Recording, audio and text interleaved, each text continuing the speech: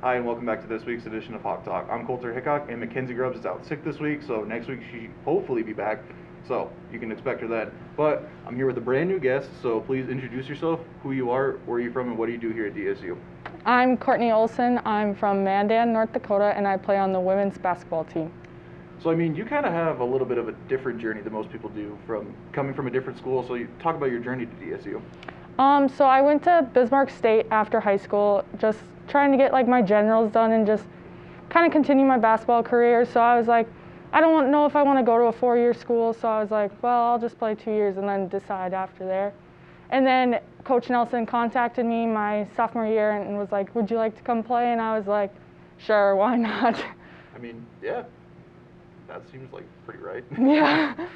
So, I mean, the girls basketball team has had a lot of success so far, but you want to give a little bit of a recap of the season so far? Well, so far I think we are 4-7, I think we are, but I'm not like 100% sure. We're still trying to find our groove and like learn each other, and so hopefully this weekend we'll keep it going. So, I mean, the women's team, though, they just came off a really big weekend. Like, you guys killed it at home. So, I mean, the women's team just went 2-0 on the weekend. How does it feel winning in front of a home crowd? Pretty good. We haven't had many fans at any of our games, so having a home crowd, I think, helped us push past our, like, struggles that we've been having. So, with having fans, it made it 10 times better. Do you think the gameplay kind of worked out a little bit better with the fans? Yeah, totally. I mean, when we were scoring, everybody was up cheering for us, and it just felt great. I mean, I was the announcer. I don't know if you noticed or not, but I was getting pretty excited on the PA mic. That's awesome. So, when you're not scoring 1,000 points in your career, I mean, what do you do in your free time?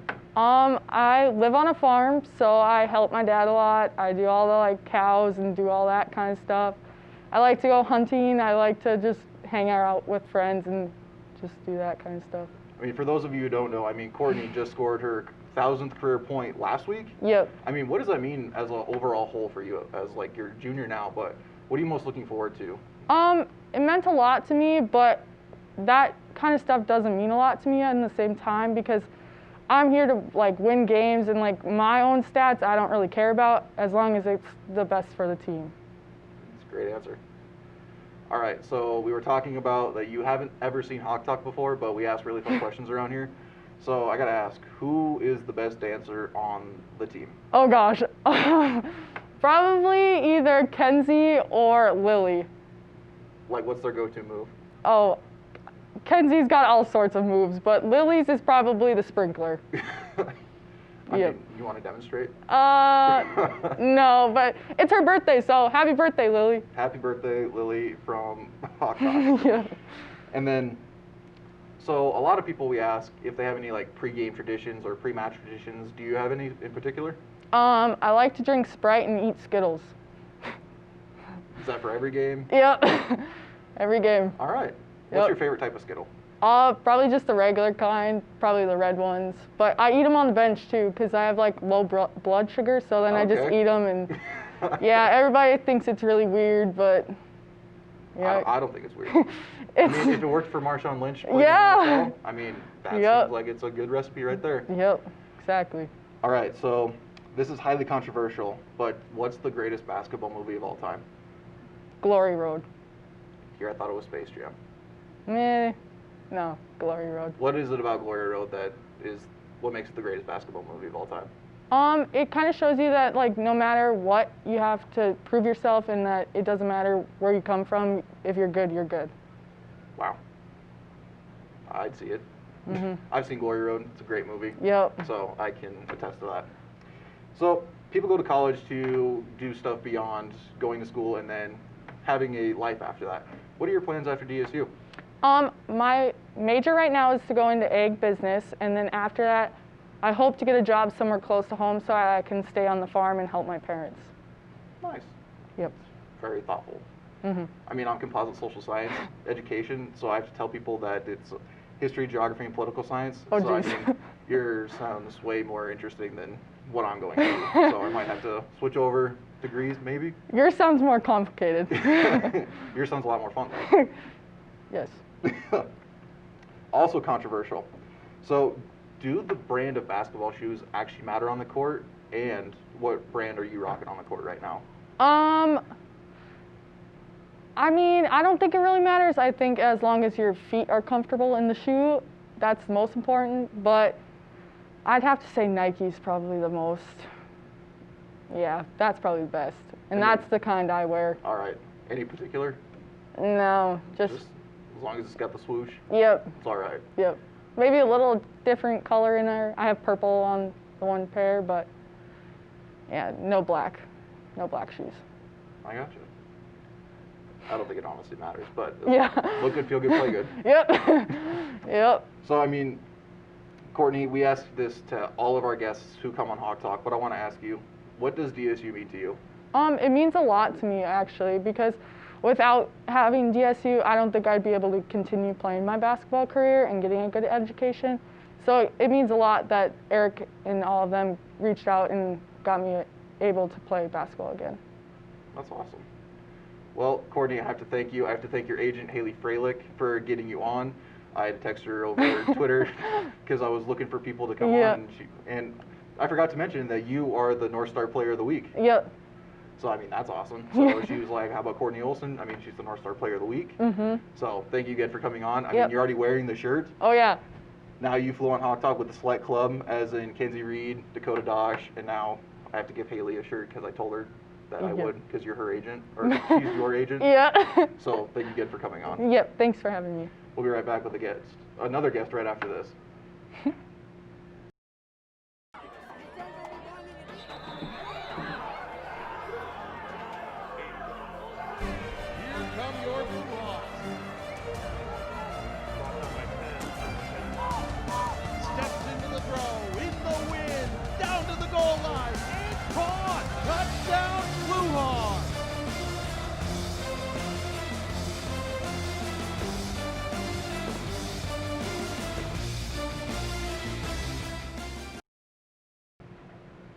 And welcome back. As you can see, we've got a kind of frequent flyer. You were on last year, but go ahead and introduce yourself again, who you are, where you're from, and what do you do here at DSU? I'm Payson Dirk. I'm a fifth-year senior here, and I'm on the wrestling team, and I'm an exercise science major.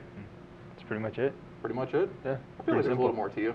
Pretty simple. I mean, not a we're lot. not going to mention TikTok star or anything like that. I was a TikTok star for a little bit due to the contest, but it worked out. Yeah. So, you're a wrestler. You guys kind of had a weird season at the very beginning of last year. Like, you guys didn't know if you were going to be actually wrestling or not. Luckily, you guys did. Did you guys manage to do anything besides that? Like, did you guys have any different COVID restrictions last year? I mean, it was brand new last year. Yeah, last year it was crazy. So the NAIA's Nationals is the week before, like, the Division I and the Division II. Well, it goes NAIA, and then the next weekend is Division II, and then the next weekend is the Division Is. So our Nationals happened is the same weekend as, like, indoor track nationals, and then the next weekend everything gets shut down. So it's literally like ours happened, then everything shut down. It was the first weekend in March is when our Nationals were, and then since then it's just been weird, and it's been very weird. Play the game and do what you got to do. Very weird. But talking about this year now, can you give us a little bit of a recap of the season so far? We've had 3 events.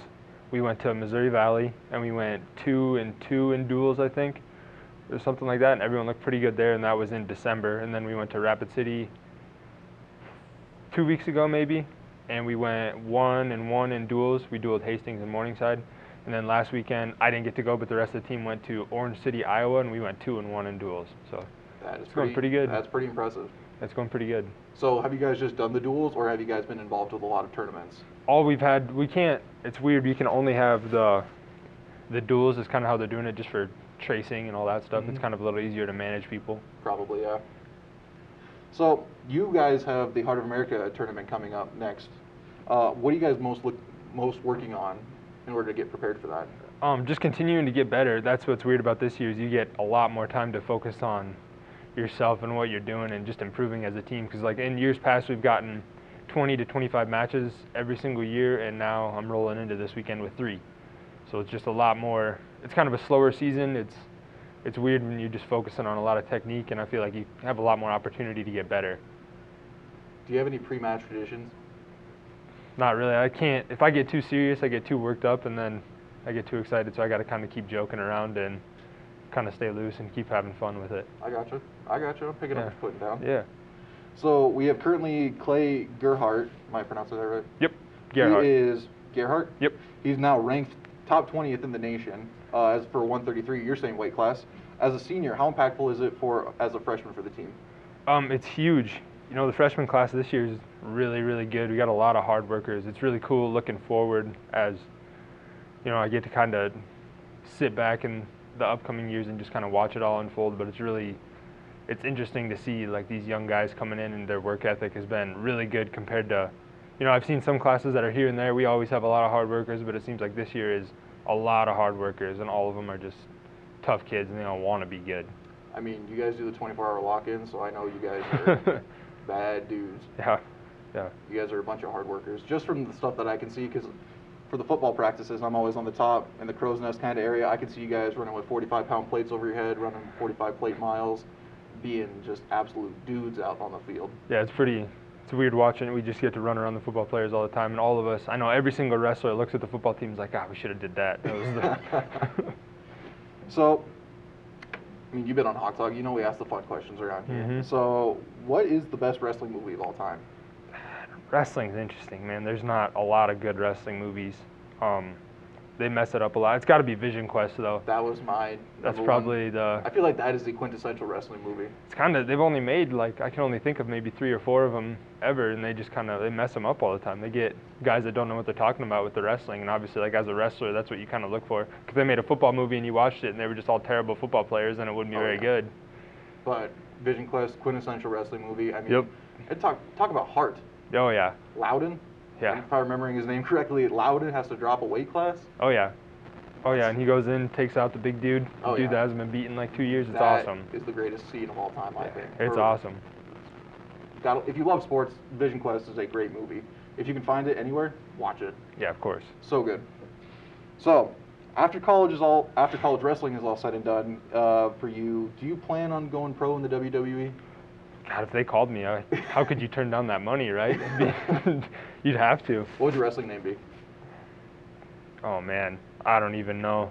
That'd have to be something, you know, a kid from South Dakota out there in the WWE, they probably wouldn't know what to think. I'd be following Brock Lesnar and everything he's done in the WWE, so Yeah. just a lot less scary looking, a lot I feel less like- intimidating. As Trace said, you have a very American name, Payson Dirk.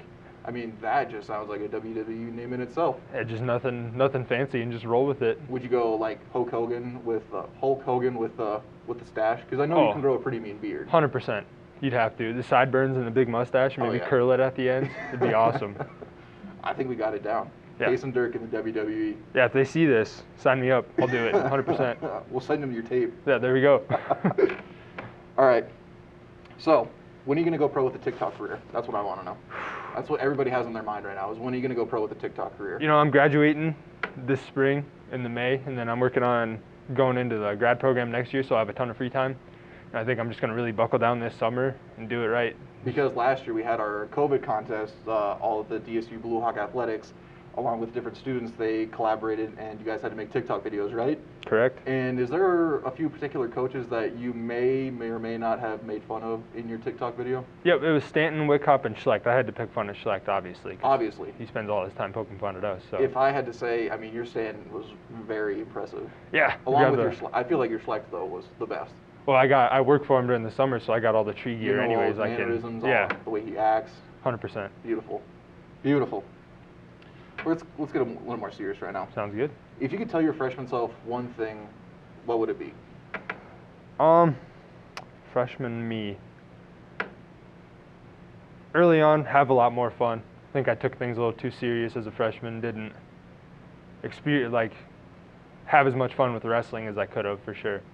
Kind of took it a lot too serious, which is a weird thing to say, but it's kind of what I did. And then, I mean, yeah, I feel like everybody kind of took things a little too seriously their freshman year. 100%. So, I mean, gotta have fun. Yeah. Gotta have fun. And as you know, we have this question we ask all our Hawk Talk guests, but I want to ask you, what does DSU mean to you now that you're in your senior year? Opportunity, for sure. Opportunity. You know, this place let me keep doing what I wanted to do after high school. Just keep building on what I just keep wanting to do, and it keeps opening doors. The longer I stay, it seems like better stuff happens and the more stuff I get to do that I want to do. Absolutely. I can attest to that. I mean, I wouldn't be here without DSU. I wouldn't be here doing Hawk Talk without DSU. So I can attest to the opportunity 100%.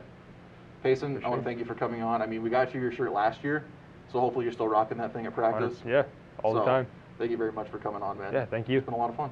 For sure. I'll be right back for the recap right after this.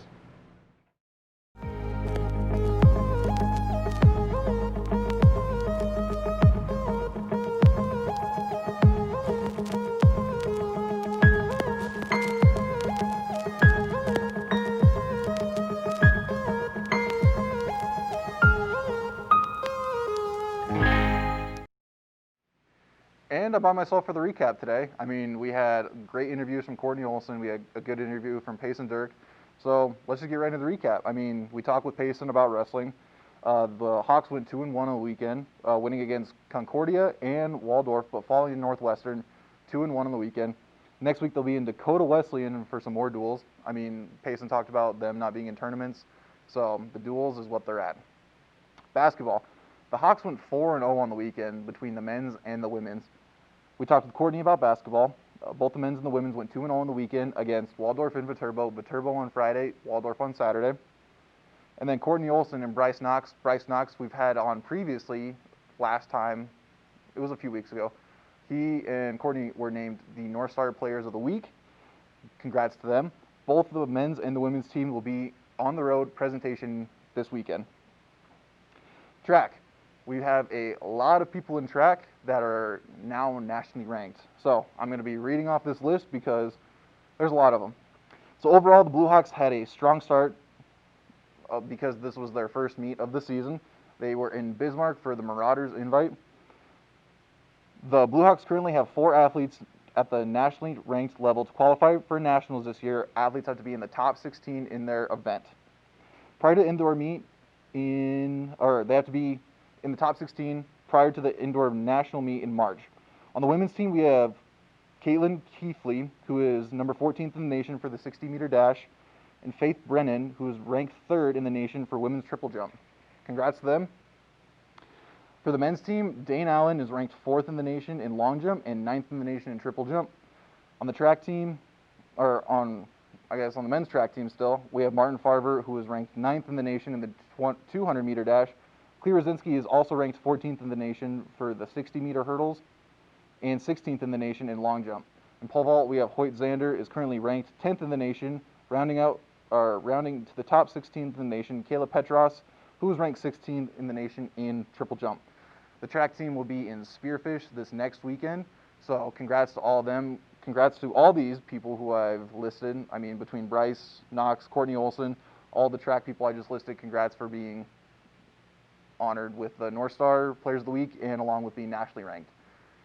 Kenzie will be here next time. She was a little under the weather this time, so we'll be seeing her next week, and I'm pretty sure that's it.